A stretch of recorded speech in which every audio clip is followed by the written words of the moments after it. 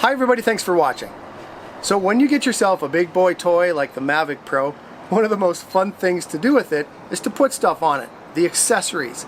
Now, I've put quite a few different things on my Mavic Pro. I've tried some good things, I've tried some not so good things. But today, what I'm going to show you is 3 of my favorite accessories for the Mavic Pro from my favorite company, Polar Pro. Now, I talk about them all the time. I love their ND filters, and so I contacted them and said, hey, I'd like to try some of these other things that you guys offer. So, what we're going to go over today is the Gimbal Lock from Mavic Pro, the landing gear from Mavic Pro, and the coolest accessory that I have found yet for my Mavic Pro is the Katana. This thing is super cool, so let's get right to it.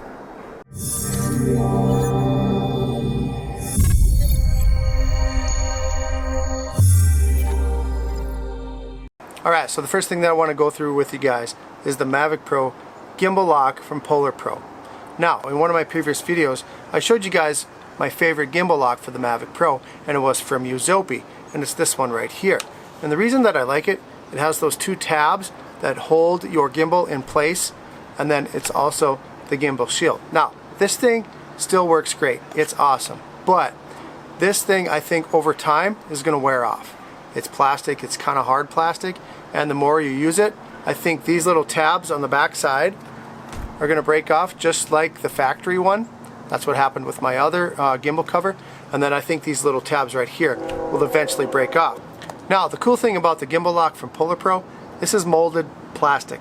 This thing is probably never going to wear out. This thing will be with you for as long as you have your Mavic. So, even though I still like the one from Uzopi, I actually like this one from Polar Pro better. So I'm just going to show you real quick how to install it on your Mavic Pro. It's really simple. Okay, so let's open up this Gimbal Lock and show you guys how it works. You know, one of the nice things about Polar Pro that I've noticed, and you can tell a good company from a bad company, is their packaging. You know, Polar Pro's got some pretty cool packaging. They have that nicer cardboard, they package everything very nice, everything is sealed securely, and so you know it's going to be good stuff when it's packaged nicely. So here's the Gimbal Lock. As you can see, it's molded plastic. It's actually very simple. So all you have to do is flip over your Mavic Pro, get your Gimbal Lock. The circle end goes on the front of the camera. Go ahead and line it up with your camera, slide it right down, and your gimbal's locked. It really couldn't be much easier. So it's easy to install, it's nice and sturdy, it's easy to remove.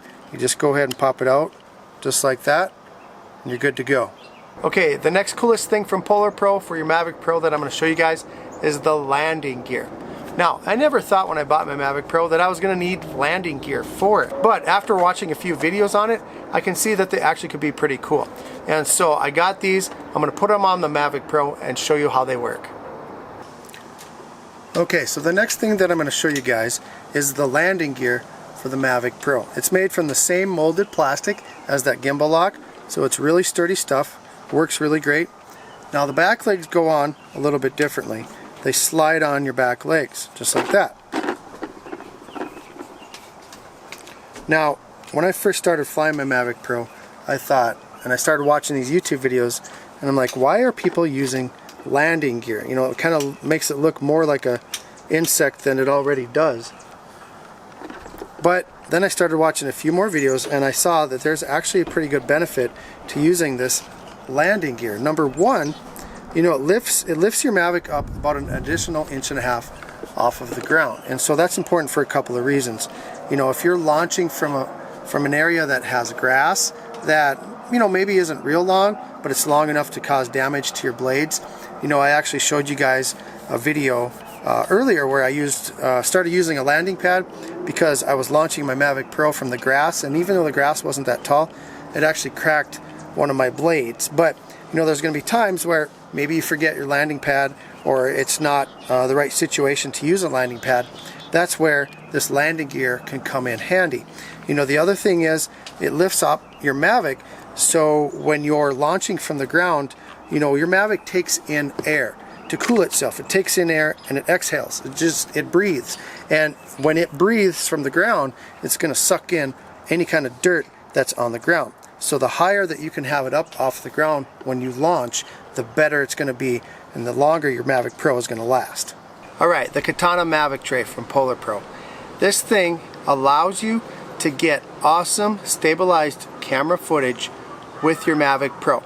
Now, I've been looking at getting an Osmo Mobile from DJI. You know, it's a gimbal stabilizer and you can put your cell phone on it and you can get some nice cinematic footage. Love that word cinematic. It's all over, it's the rave right now. But anyway, that's what everyone's going for. They want to get that cinematic footage. And so I've been looking at the DJI Osmo Mobile, but they're kind of expensive. And so when I started seeing a lot of these Katana videos on YouTube, I'm like, wow, you know, that's something that maybe I could work with to get my stabilized cinematic footage. And so I asked, you know, if I could try one of those out, and that's what I did today. So the first thing, guys, you know, you've probably seen maybe 10 or 15 videos on how to do this, but I'm going to give my part. The first thing when you want to put on the Mavic Tray, the Katana, is you need to take your propellers off. If you enjoy having fingers, take your propellers off, because if you turn it on, there's just always a chance, I mean it's not very likely, but there's always a chance that something could happen and the propeller starts spinning while you're holding your Mavic Pro. So the next thing you need to do after you take your propellers off is you need to enable Wi-Fi mode on your Mavic Pro. And how to enable Wi-Fi mode is right here where the SD card goes. There's also a little switch and you can barely see it, okay, but I'm going to show you where it is anyway. It's right in there, and there's a little switch where it says RC for remote control or Wi-Fi. You need to switch that over to the left where it says Wi-Fi. Close it back up and you're ready to go. Okay, and the next thing you need to do is put on your Katana. Now it comes in a few pieces. There's two primary pieces right here that holds your Mavic in the tray, just like that. This is the tray. This is the Mavic, hence the Katana Mavic Tray. You're going to slide this on the bottom of your Mavic, and you're going to put it right in front of those gold stripes. See those gold stripes right there? Just like that. You're going to place the handle on top. Okay, so you're going to be right behind the power button. Then you're going to get the two nuts that come with it, just like that, and start screwing them in. So you want to screw one side in just a little bit to get it started, because otherwise that's going to tilt it too far and you won't get the second one in there. Then you're going to start tightening the other one. Airplane, can't fly. And then what you do, you just tighten them down nice and snug. You don't have to tighten them really tight, okay, just enough so it doesn't shake. So it looks just like that, right in between the battery button, power button, and those gold stripes. That is the correct position. The first time I did this, I put it back way too far and the balance was way off. The weight was really far forward and it was really hard to balance it. And so you want to have that right in the middle so you got good balance. The last thing that you need to do to install this is put in your phone holder. There's two ways you can do it. You can mount it so it faces straight up and down, vertical, or you can mount it so it sits at a 45-degree angle. Now I prefer the 45-degree angle. It's just easier to see. So what you're going to do, 45-degree angle, you're going to screw that right on there. Just like that. Take your phone. Take your phone. You're going to pull this up, slide the phone in there. Just like that. You're going to hold this tight. You got to hold it pretty tight, and then there's that little lever on the back side. You're going to push that down. That keeps your phone in there nice and snug. Alright, the next thing that we're going to do is we're going to turn on our Mavic Pro, we're going to turn on our phone, and we're going to connect the two together with Wi-Fi.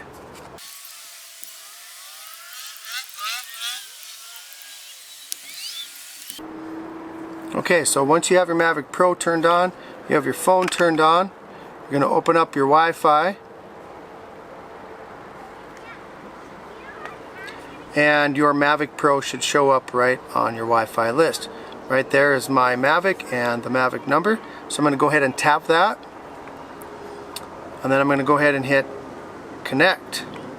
Now I have already entered my password information, but to find your password information, what you need to do is you can look in one of two spots. You can look under your battery okay?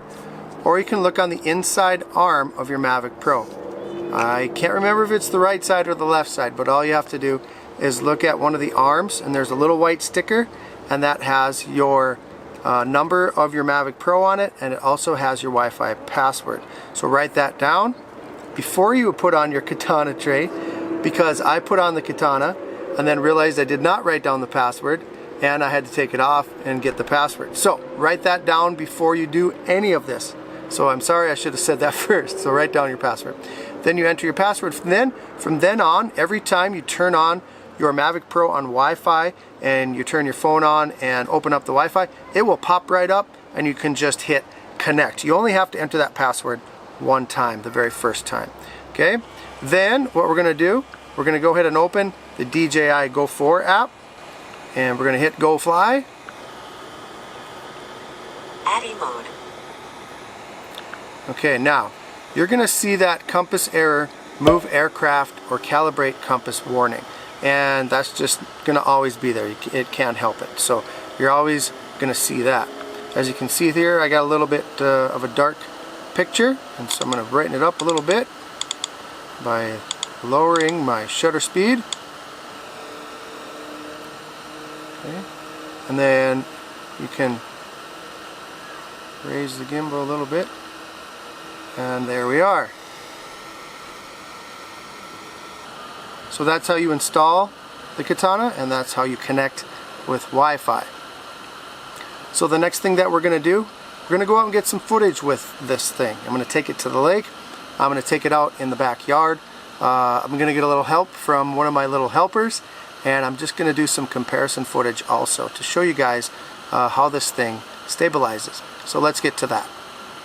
Okay, so the first thing that I did is we went to the state park to go swimming. Now, of course, you can't fly your Mavic Pro in a state park, and I wasn't planning on flying it anyway. I wanted to test out this Katana, and so what I did is I hooked up my Mavic Pro to the Katana, and I found this kind of tree row next to the road, and I decided that would be a good spot to get some footage to see if this thing works. And so I put it in the Katana and I started walking with it, recording those trees as I walked. Now, I just walked normally at first because I wanted to see what it looked like just walking normally without any, deliberate effort to try to get smooth footage. I just wanted to hold it, walk, and see what happened. Now, the first thing that I noticed right away, even while I was filming it, is that there's a slight motion of up and down.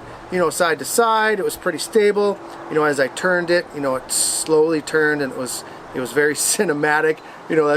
That's my favorite word on YouTube right now, cinematic. But it's true. That's what everyone's going for. But anyway, trying to get my cinematic footage. So then I tried to do it with my GoPro, and of course I forgot to turn on the stabilizer, camera stabilizer on my GoPro. So that, as you can see, looks completely ridiculous. It looks terribly unstabilized, and so I feel bad about doing that. I forgot to turn that on, and so I just tried a few more times, walking a little more slowly and trying to get some more deliberate slow movements with the Katana, and I could still see that up and down movement just slightly. Then what we did is we went down to the dock and we just kind of walked around a little bit. I took it on the stairs to see how it did on the stairs as I was going down, and as you can see there, it's not bad, it's not terrible. It's better than using my regular camera or my phone or anything else, but you can still see that up and down movement. It was kind of cool to be able to take it out on the dock and get some footage of the boat, and that was kind of neat because I wouldn't be able to do that with it up in the air. But I still realized that I need to practice with this thing. When I first got this thing, I opened it up and I thought, I'm gonna get some awesome cinematic footage.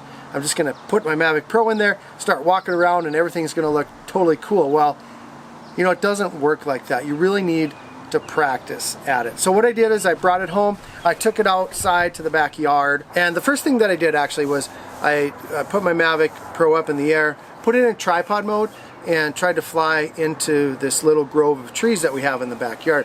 Sometimes the kids like to play back there, and I'd like to get some footage of them, some nice smooth stabilized footage of them back there, but I can't because I always leave my obstacle avoidance on. I just don't think it's worth it to turn it off to get the footage that you want among the trees.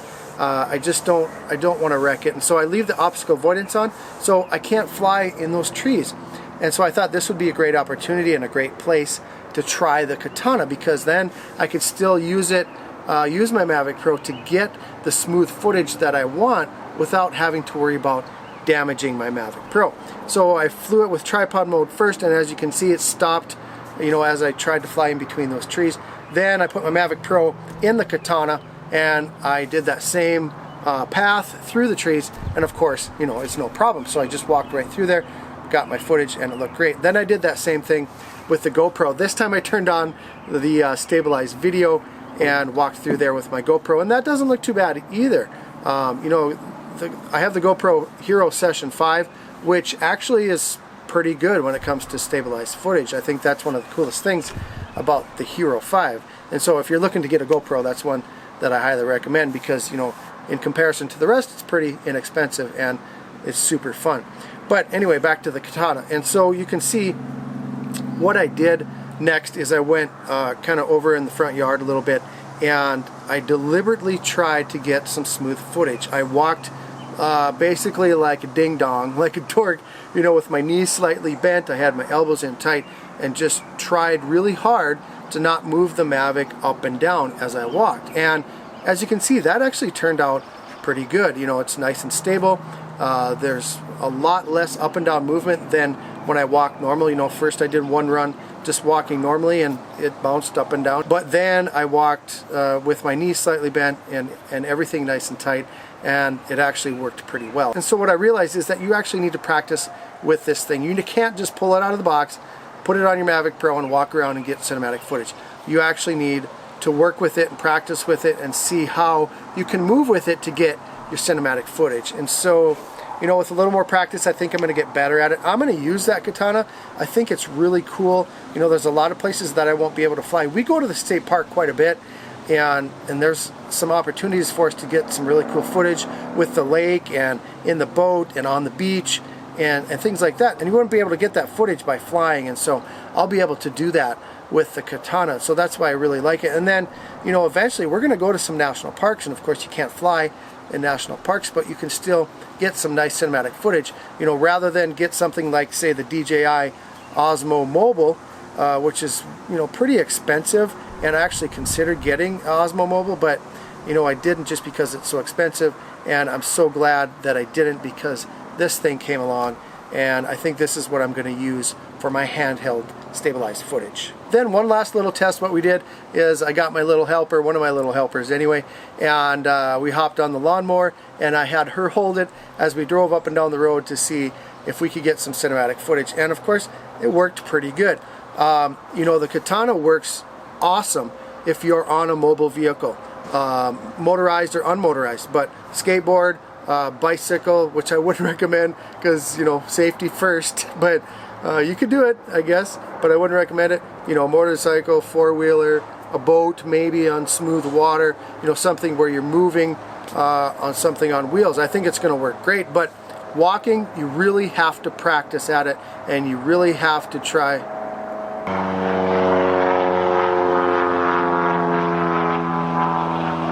Airplane, can't fly.